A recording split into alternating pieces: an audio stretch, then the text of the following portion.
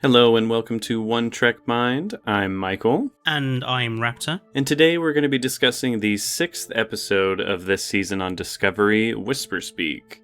And this will be an interesting video for us because this is probably the first time we've had drastically differing opinions on the episode itself. I will go first just because I want to start the video on a positive note. Well, shall we summarize the episode first, and then we can give our views? It might be a little difficult to do so, but sure, let's do that. Essentially, we have a pretty classic Star Trek Prime Directive episode here. We've spent the opening moments of the episode trying to figure out the clue. They're really struggling to figure it out until, I don't remember his name, but Mr. Secret Man in the Infinity Room gives Burnham a list of scientist names from the ISS Enterprise crew, and he basically leads them down the right track of, follow the perspective fields of science that they were specifically in to figure out what this clue is trying to tell you, which they then follow to this pre-warp civilization planet that has been pretty drastically altered by Denobulan scientists who have built these rain towers to keep these giant dust storms at bay and allow life to flourish on this planet. And then from there, they go down onto the planet, Michael and Tilly, undercover so as not to break the Prime Directive, get to know these people a little bit. They seem very nice and surprisingly adept at dealing with a fair variety of situations. I thought the sound bowl cure scene was actually very cool. And then they find out that the big tower that's been disguised as this rocky mountain temple type thing. They need to beat this challenge in order to be accepted to go inside of it, which Tilly and another new character, Rava, do. I say new character, but guest star character. Obviously, we're not going to see them again. While Michael goes off to fix this panel that will get the tower back online because it's not working correctly anymore. And of course, although the rosy wonderfulness of the situation fades as soon as Tilly realizes that whoever wins this challenge and gets to go inside the temple will be sacrificed inside the temple in order to bring back the rains and appease the gods. Classic. And from here, should have seen it coming. Surprisingly, I didn't. And from here is where Michael decides, okay, I'm not going to let my crew member die a needless death or this other, very innocent, nice person. So let's break the Prime Directive and try and convince the father to not allow this to happen by revealing to him that this is not mysticism or gods or anything like that. This is technology that has brought these rains and this climate to the planet.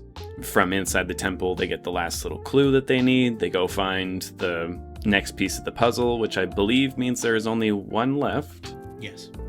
And then also throughout the episode, we have this ongoing storyline that's continued over from the last one, with Culber kind of embracing his own spirituality after his, I don't know how to describe it, his situation on Trill. But other than that, nothing too major.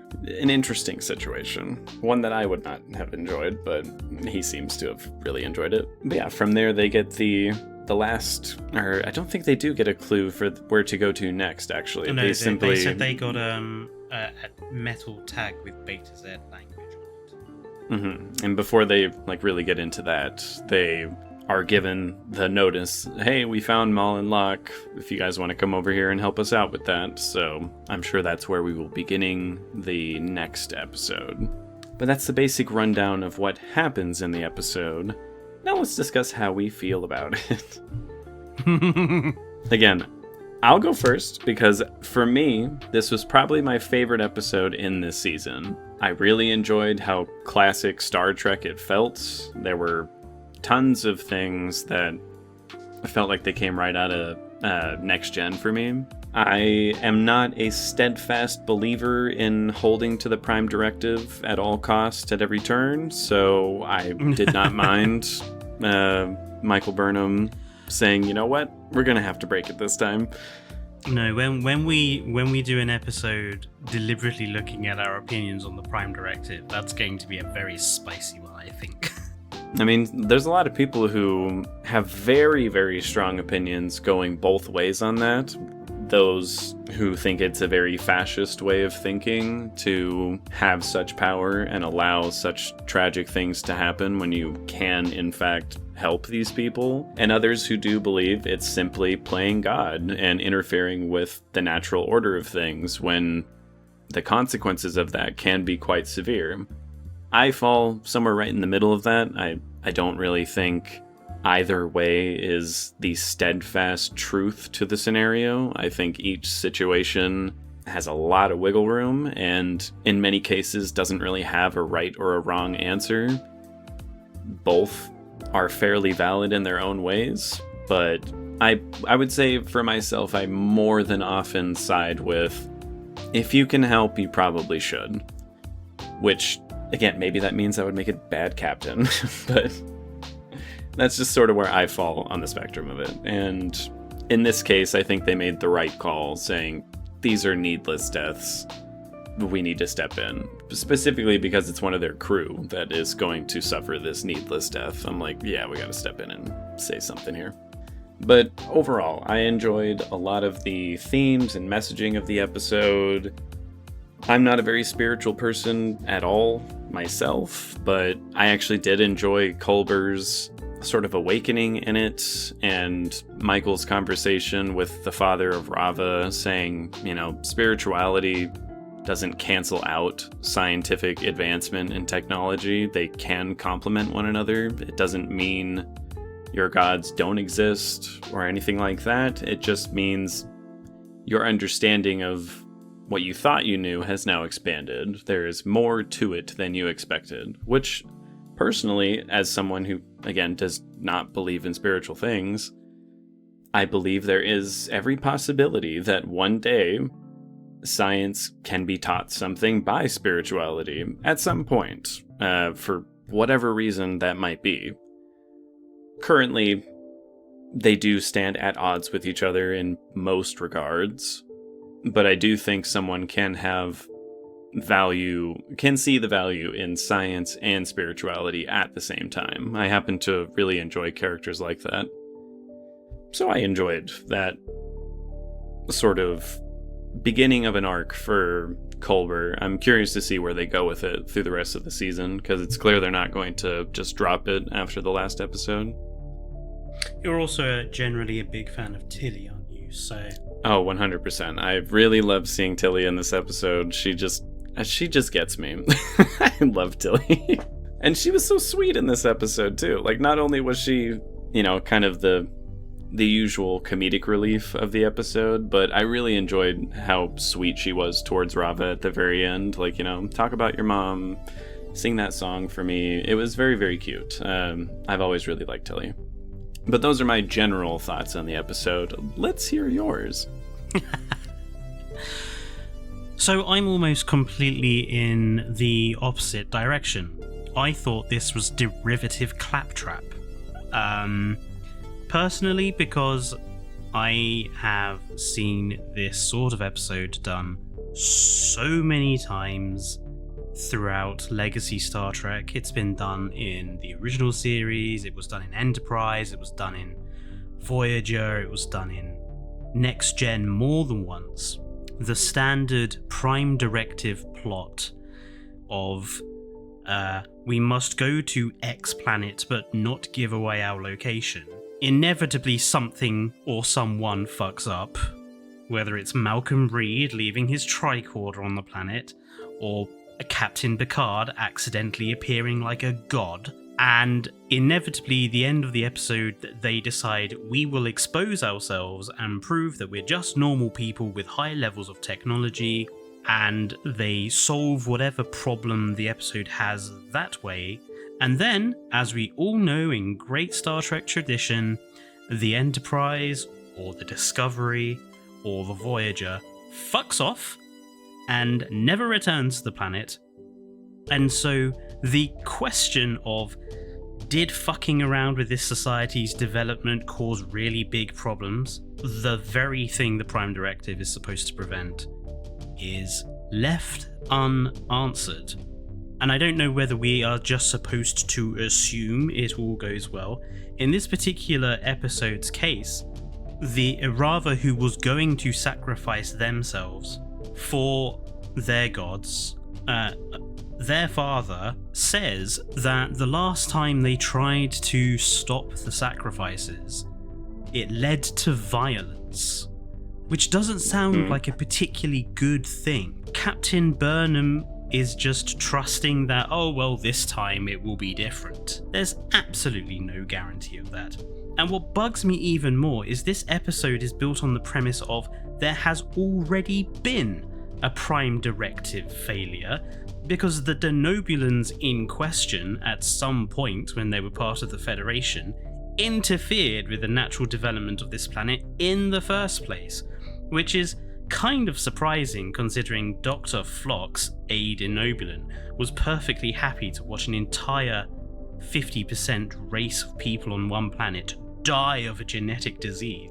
I wouldn't say he was happy about it, but yeah. To ensure that the natural order prevailed and they weren't playing God. So you have 2 Prime Directive breaks exposed by this planet.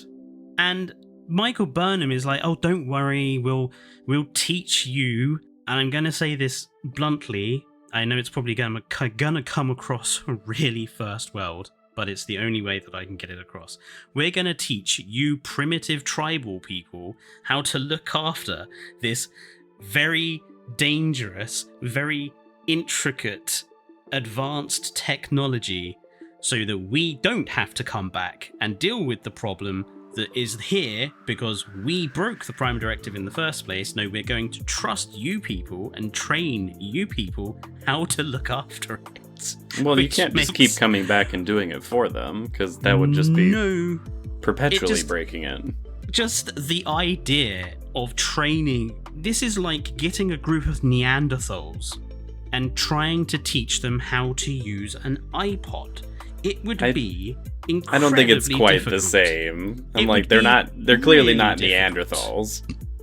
No, they were smart enough to think of a sonic way to cure someone of a lungs full of dust, so they're clearly fairly smart. It's going to take more than a couple of weeks.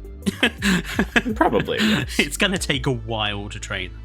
And there's no guarantee the technology is going to even stay functioning and keep their society alive, and in the end they might all end up dead regardless. Or use the technology for nefarious purposes. Or use the technology for terrible purposes. It's always a possibility. And yeah, I mean, my main problem with this episode is I've seen it done so many times, and in fact me and Mike have seen almost exactly the same idea done in a Stargate Atlantis episode where kids sacrifice themselves when they get past a certain age because they think it's going to stop some group of aliens coming to kill them. Which, spoiler, it doesn't. It doesn't, because, again, technology is the thing that saves the day, and they expose the fact that technology is the thing that saves the day. Stargate Atlantis is the one show I've seen where they do actually return to the planet, and they mention it in future episodes, and they actually mention that everything is still going good. There's still a bunch of children, and poor old Radek gets drawn on all sorts of shit. But yeah, they do actually go. Lower Decks did go back to the planet that Picard took their drug addiction away from, and was like, oh yeah, we're doing great now. We did suffer tremendously for a long time afterwards, but we're good now. Like, oh shit. Basically called themselves out on the typical Star Trek problem of just taking off and assuming it'll all be all right. That being said, and I have been harsh about the episode, the main premise of the episode.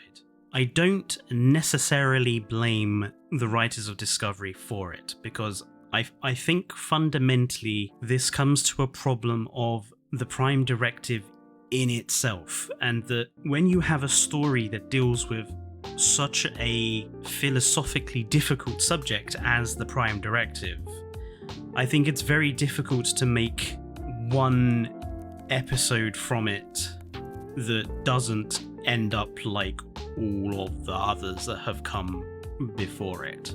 I think you end up with a cookie cutter episode as a result. There were some things I did like. I thought that the whole the marathon idea while you're like hideously thirsty, well, that is torturous, and whoever came up with that is an evil genius. I love the idea. I wonder what they ate too. Like, it looked like a little sugar cube, but it just dries your whole throat out. It's like the cinnamon challenge.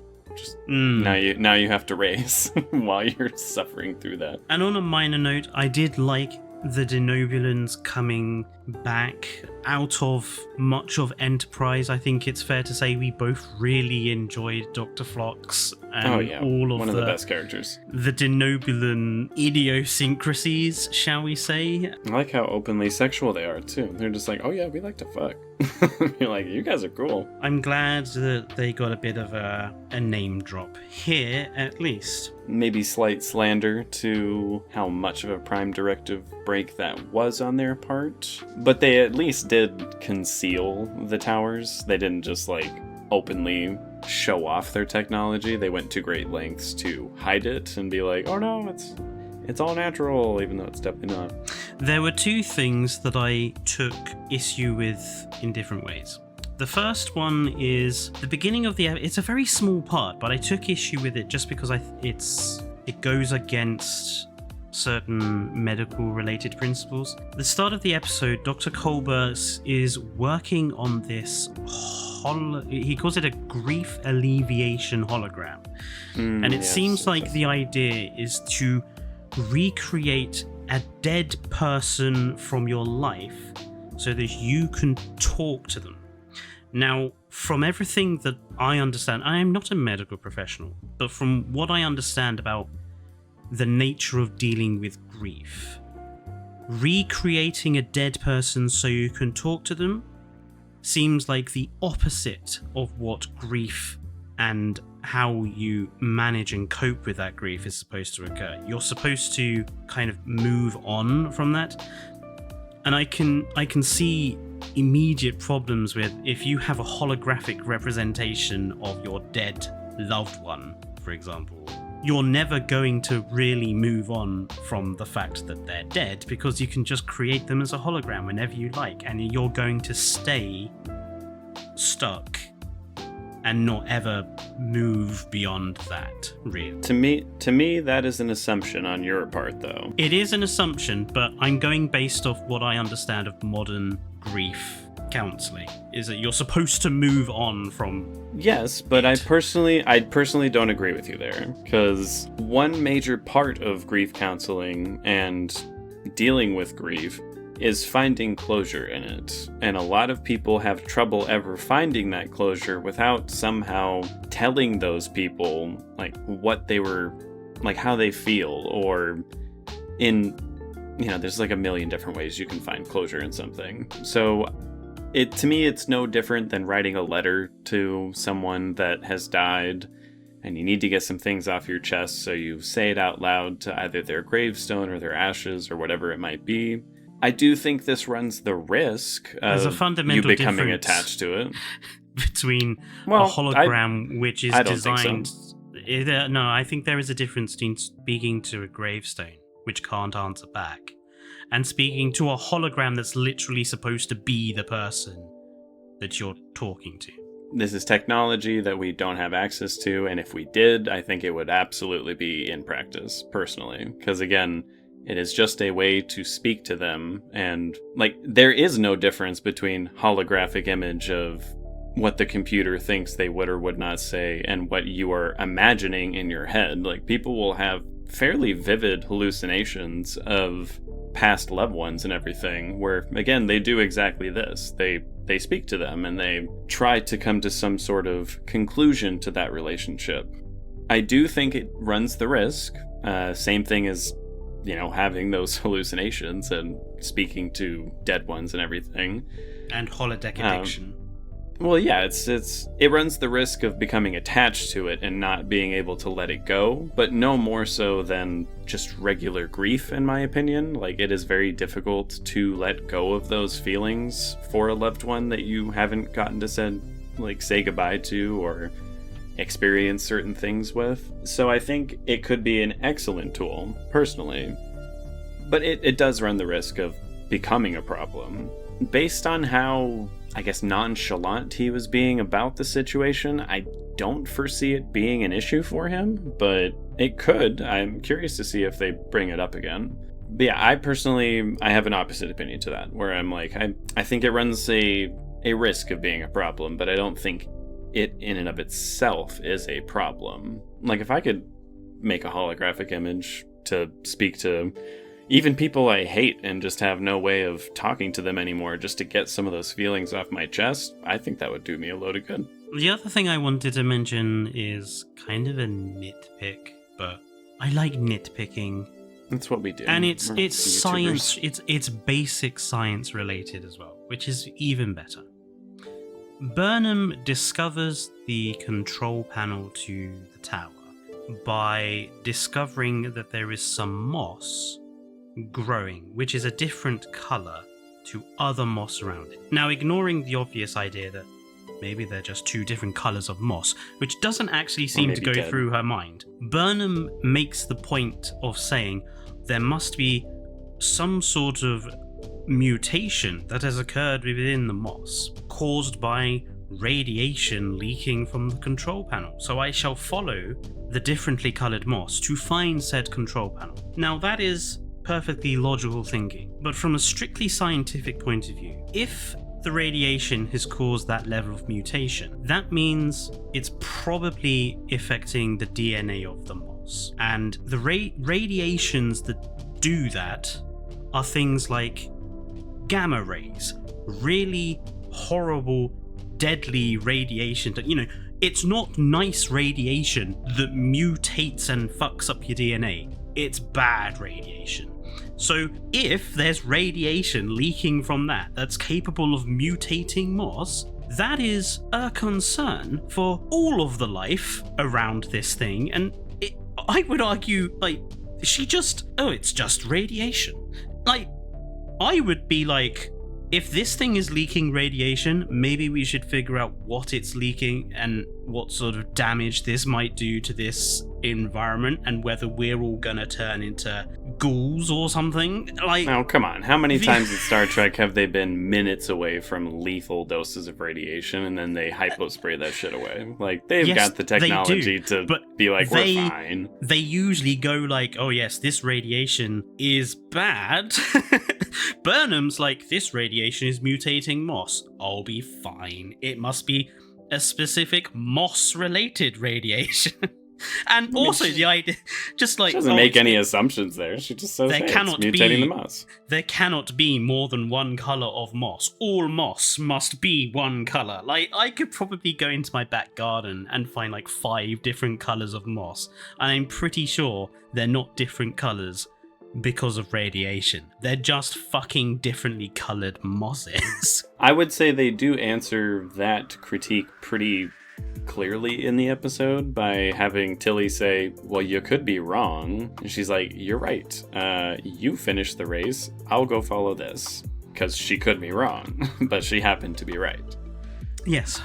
So I don't think they assumed that she was for sure correct. Otherwise, they both would have just fucked off and went towards it.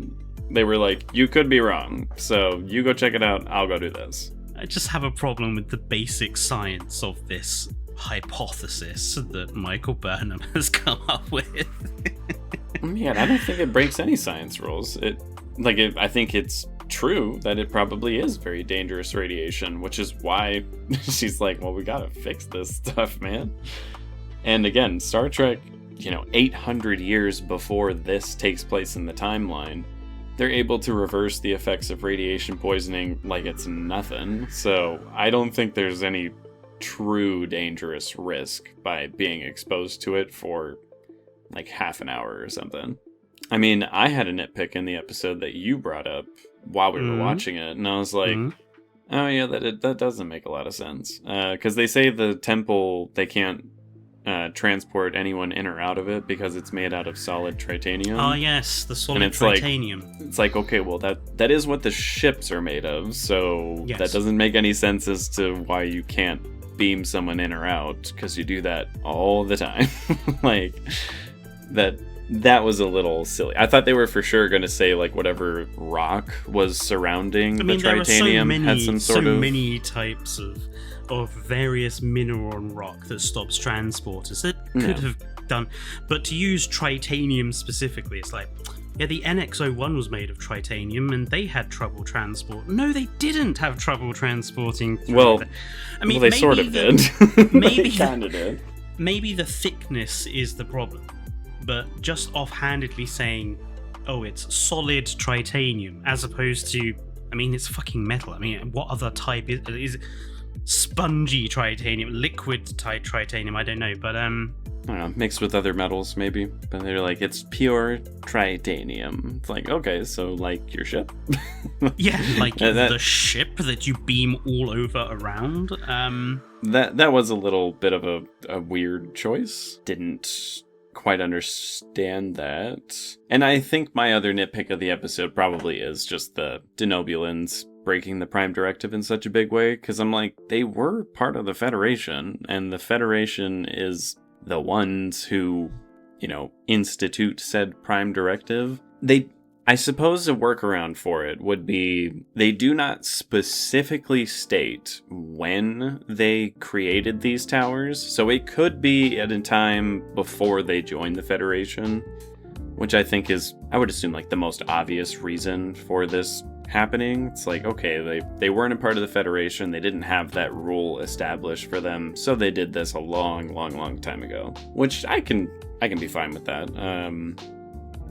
But I sort of wish they did answer that, just because it stuck out to me a little bit. I'm like, wait, we know they were a part of the Federation. This seems like they wouldn't do that. But again, it does go back to the question of, if you can save these people who are suffering, do you really have a right to just keep going and not help them? Does your affinity for not wanting to play God take precedence over the lives of these other people? It's a very, very tough question to answer. So I can't really say how I feel completely about that. Kind of related to the Denobulan thing. I remember weeks ago when we were saying what did we want from the series, from this season? And I said, if we're going around the galaxy, could we see some of the traditional Star Trek races and find out what's going on with them? Since which I said I didn't want, because I don't really like how they design the alien races on the show most of the time. It seems a bit counterintuitive to just go, Denobulan scientists did this, and not maybe take the opportunity to actually go there. Are we going to go to Beta Z? I doubt we're going to go to Beta Z. Did we get to see a Zinkethi for the first time? No, we didn't. True. We went to Trill again. And we still only saw, nothing on Trill. It was I would have loved to have seen a city on Trill. Yes. And we did both sigh and get upset when they were like, so we're going to Denobulus? And they're like, no, I don't think we have to do that. We're like, come on. Just go there. I want to see it. We have been getting a decent amount of other, at least Easter egg races popping in, though. Whoever... I mean, obviously the work they've done on the Breen is good. They've done a sterling job giving the Breen more of a face, literally. Yeah. I just think that this particular season's sort of idea would have been perfect to do a bit of a, let's go and see some of the Federation as it is now. and let's go and see some of those, maybe the races that we haven't seen in a while or ever been to. I'm going to end what I wanted to talk about on something positive. I really like seeing Book basically playing asteroids on the view screen of his ship. I mean, I love them telling him, like, sometimes you just have to accept that you got nothing to do. I was like, thank you. You can't be in every episode, Book. I'm sorry, but take a seat and go play a video game. Well, for me, I like the idea that the concept of not being fully immersed in a holographic environment and actually just sitting on a sofa playing a video game on a screen can still exist, because I think everyone kind of assumes that with the holodeck, I think we're seeing that now with VR. I think a lot of people think VR is going to at some point replace the idea of traditional gaming sat on a sofa playing a game on a screen. I think eventually it will be the majority of gaming and the most popular thing to do, but I agree, I don't think it'll replace it entirely. I like seeing what I would consider a traditional video game in Star Trek. Yeah, he did say something in it that, like, I guess kind of bothered me though, because he was like, I don't like doing all this on the holodeck because I can tell that it's not a real ship, and I'm like, okay, well, you can definitely tell the game you're not playing isn't real either, bro. But also, it was asteroids as well. Well, it is a real ship, though. Like, that's a constant thing that they'll say in Star Trek, where they're like, oh, well, it's not real. I'm like, but it is. Like, it creates the matter you are talking about. You can interact with it. You can touch it. It can hurt you if, safety features are turned off and everything. So the constant pushing of like, oh, well, it's not real. I'm like, but it is. Like, it is literally there. I don't know. I've always gotten bugged whenever in Star Trek, and in any Star Trek, not just like Discovery or anything, but they're always just like, oh, well, it's just fake. It's just like little pretty images that look very real. I'm like, no, it is a real thing that is there that you can touch, and it physically exists once you have created it in the holodeck. So I don't know. That is like a super nitpick, but I just get irked whenever someone says that. And when he said that, I was just like, shut up, Buck. Like, play your video game, shut up. Obviously, we'll have to do an episode discussing our thoughts on the pros and cons of the holodeck at some point, because I have some concerns over it, shall we say. I do too. Again, to me, it's definitely my favorite episode of this season. I would say, far and away my favorite episode as well, because it just felt like such classic Trek to me, and I really, really enjoyed it. Well, let us know down in the comments what you think about this particular episode, if you've given it a look, and don't forget also to subscribe to the channel to help us keep growing. But until the next episode and the next video, it's goodbye from me. Goodbye from me. Thank you, everybody.